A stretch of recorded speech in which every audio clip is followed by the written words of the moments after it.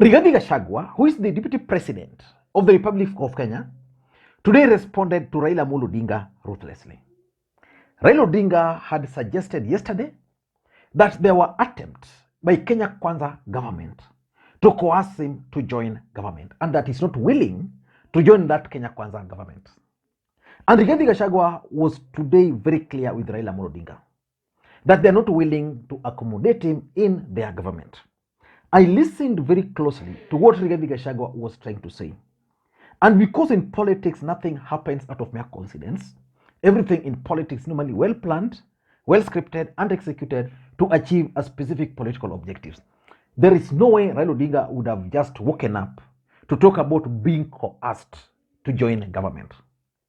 Again, there is no way Rigathi Gachagua would just wake up to respond to Raila Odinga the way he responded.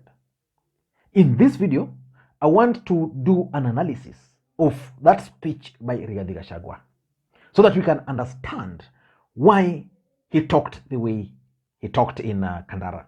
Listening to Rigathi Gachagua very briefly before we proceed. Jana nimeona wale wazee tulishinda. Ati hiyo mzee akisema ati he will not be coerced or intimidated to joining our government. Wewe mzee sikia. We have no business within our government. Hatuna haja na hatugojei wewe, we are not looking for you and we have no time. The last time uliingia serikali ya Uhuru Kenyatta aliharibu wako haribu. Mungetaka akaribie serikali yetu? Mungetaka akaribie? Stop saying that people can force you to come to this government. Forget about being forced or coerced. We are not interested because sisi tuko na kazi ya kufanya. Na kazi ya kufanya tumepata rais ambaye ako na maono ya kufanya kazi. Na hatutaki usaidizi kwa huyo mzee. Si tumeweka wale Zahome kumsaidia? Na Profesa Dongo si yako hapo? Si mimi niko? Si Ndede Nyoro wako hapo? Usaidizi gani mwingine angetaka kutoka pande hiyo? Hawa wakae huko wafanye kazi ya oversight. Watukosoe, watuambie pahali tumekosea, watukaze kule bunge, hiyo ndio kazi yao, na wakifanya hiyo kazi tutasonga pamoja. Negwado ito. Now, let us get back to the main issue. Do you think Raila Odinga can just talk of attempts to coerce him to join government without any justification? For me, if you ask me, there has been these attempts, but indirectly. William Ruto has been on record that is willing to work with everybody. That's number one. Number two, Kenya Kwanza government has been trying so hard to isolate Raila Odinga. Get Kalonzo, get all other individuals around Raila Odinga, but isolate Raila Odinga. Why are they doing that? They're doing that as a strategy to coerce Raila Odinga into joining the government. But let us now focus on Rigathi Gachagua's speech. For me, I gather the following. Number one, Rigathi Gachagua cannot allow Raila Odinga to join Kenya Kwanza government. If Raila Odinga were to join Kenya Kwanza government today, which personally I'm praying and hoping he won't do, if he were to join Kenya Kwanza government today, next day Rigathi Gachagua would be irrelevant. And the Rigathi Gachagua we know cannot allow such to happen. If Rigathi Gachagua forcefully made Ruto to appoint him the deputy president, he forcefully forced Musalia Mudavadi to take an office at railways. He forcefully insisted and took the roles which were previously assigned for Musalia Mudavadi. There is no way Rigathi Gachagua can actually allow Raila Odinga to enter Kenya Kwanza government.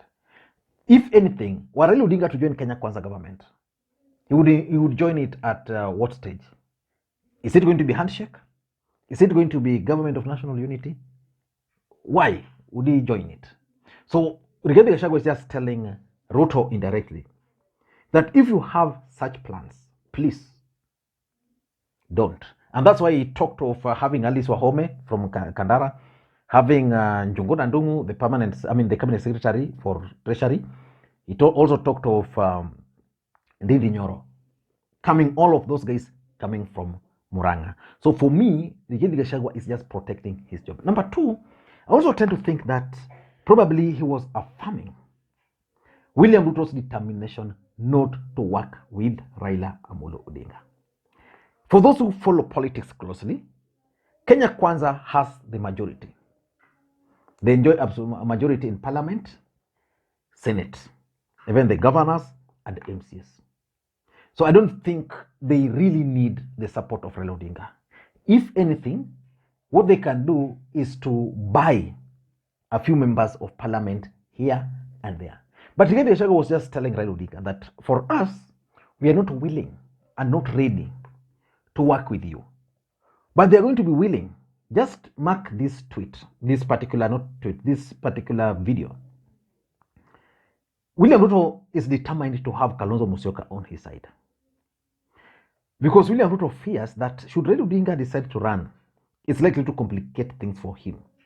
And if Raila Odinga were to run and Kalonzo were also to run, again, he will have upper hand, but there's a way equation will be complex. So William Ruto would be keen on having Kalonzo Musyoka away from Raila Odinga's corner.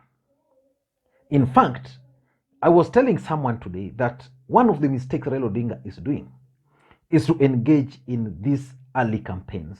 So he ought to have allowed Kalonzo Musyoka to shine, so that Kalonzo Musyoka can actually inherit Raila Odinga's support base, so that even in the future, if they will agree that Kalonzo Musyoka would be the candidate, then he shall have penetrated the stronghold. The moment Raila Odinga declares his interest or begins consolidating his base, Kalonzo Musyoka will not have a way. And that is what William Ruto is keen on. I was talking to another gentleman on this channel, and he was telling me that as Kenya Kwanza, he's a member of Kenya Kwanza, he was telling me as Kenya Kwanza, they've realized that it will be difficult for Western to leave Raila Odinga and also Raila Odinga's traditional support base. But now they are keen on having Kalonzo Musyoka on their side. How do they have it on their side? Simple. Isolate him from Raila Amolo Odinga. Number three, Rigathi Gachagua, in my view, was simply inciting their key support base against Raila Amolo Odinga. You see, what Raila Odinga is talking about is really resonating well with the people. It's actually resonating well with the people from both sides. Kenya Kwanza, because the economy is bad, it's also resonating so well with the Azimio supporters. So how do you ensure that Raila Odinga does not penetrate, his messages does not reach your people, incite them? That is exactly what he was doing. Remember, he can't attack Raila Odinga on the specific issues which Raila Odinga is talking about. The issue of high cost of living, the unfulfilled promises, because doing that would simply mean playing into the hands of Raila Odinga. So, but he can simply do what he did today, incite their support base. Call Raila Odinga yule mzee, you know, and he's a deputy president.